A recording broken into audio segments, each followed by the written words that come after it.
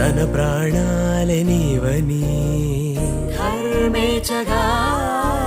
తన మనసంత నీదని అర్థేచగా